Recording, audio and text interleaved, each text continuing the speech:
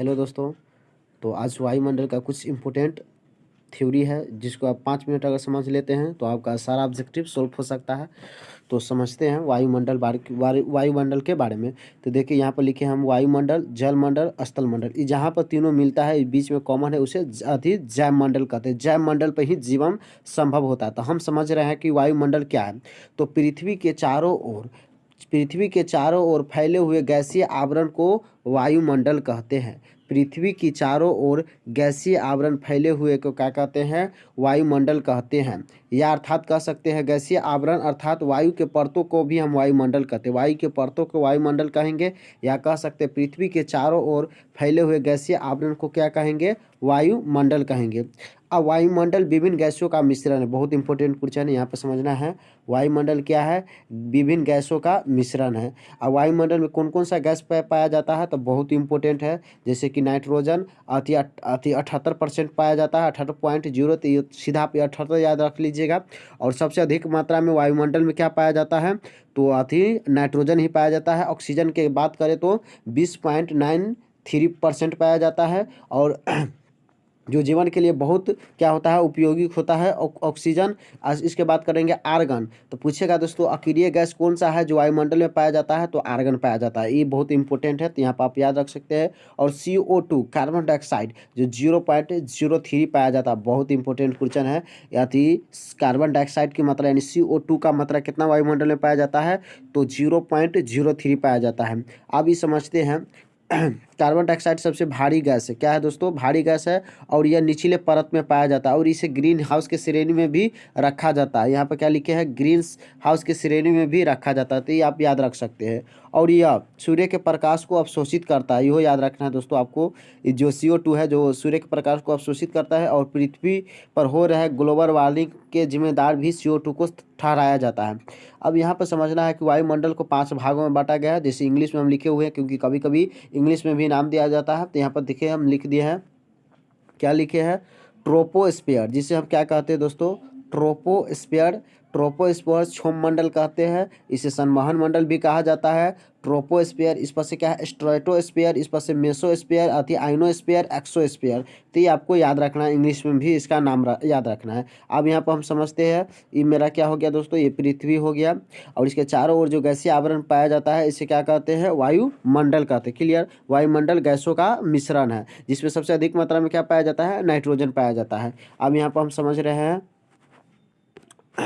यहाँ पर समझना क्या है कि वायुमंडल के 5 भागों में बांटा गया है। तो सबसे पहले समझते हैं यहाँ पर क्षोममंडल किसे कहते हैं। तो बहुत इंपॉर्टेंट है क्षोममंडल।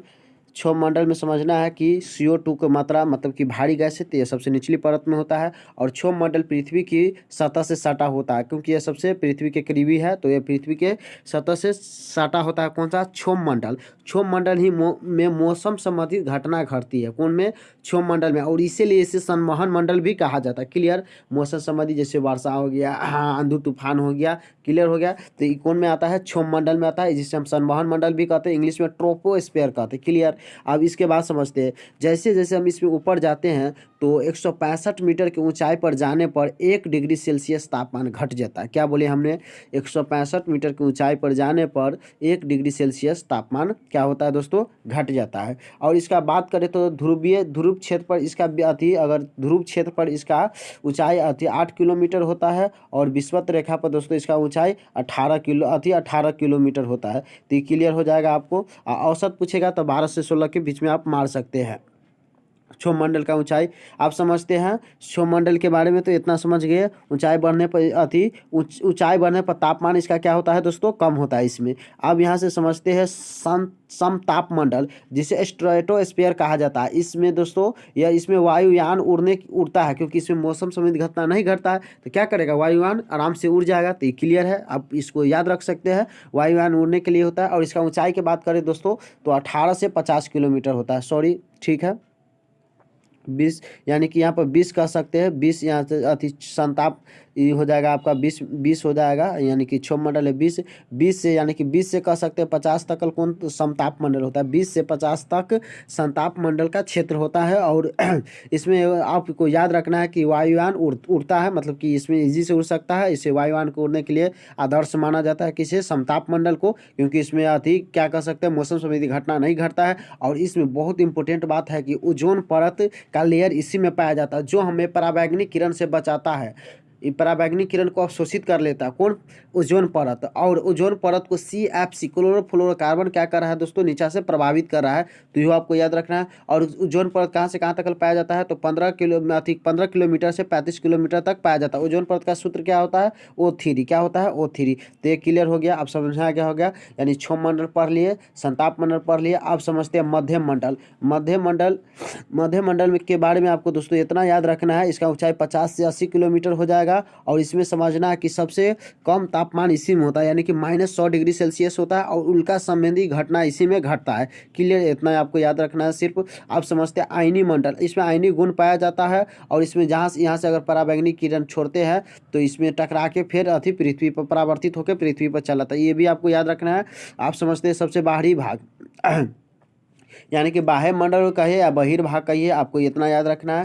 तो इसका 640 किलोमीटर से जैसे आयन मंडल के भाग देखे 80 से कितना था दोस्तों, 80 से 640 था, 80 से 640 था। और 640 से ऊपर निर्धारित किया, इसे फिक्स नहीं किया गया, ऐसे 1000 हम लिखे, कौन तक हो सकता है। तो इसमें याद रखना है सबसे हल्का गैस पाया जाएगा, क्योंकि सबसे नीचा पाया गया था भारी गैस। भारी गैस में CO2 था। तो हल्का गैस में क्या पाया जाएगा, बाह्यमंडल में हाइड्रोजन, हीलियम। और इसमें उपग्रह छोड़े जाते हैं। इस 2 प्रकार का होता है, भूस्तरीय जिसका 36,000 किलोमीटर होता है। और ध्रुवीय कक्षा जो 1700 से 700 से 1100 किलोमीटर होता है। तो ये आपका कुछ खत्म हो गया, थोड़ा और है, इसको बतला देते हैं। इसमें याद रखना क्षोभ मंडल के बारे में कुछ इंपॉर्टेंट है। यह पृथ्वी की सबसे नज़दीक मंडल है, या पृथ्वी का सबसे नज़दीक का मंडल है। और इसमें मौसम संबंधित घटना घटती है। और इसमें भारी गैस मुख्य रूप से पाया जाता है। और इसे संवहन मंडल भी कहा जाता है। ऊंचाई बढ़ने के साथ साथ तापमान में भी क्या होता है, इसमें कमी होता है। तो थैंक्स फॉर वॉचिंग वीडियो। आज के लिए धन्यवाद।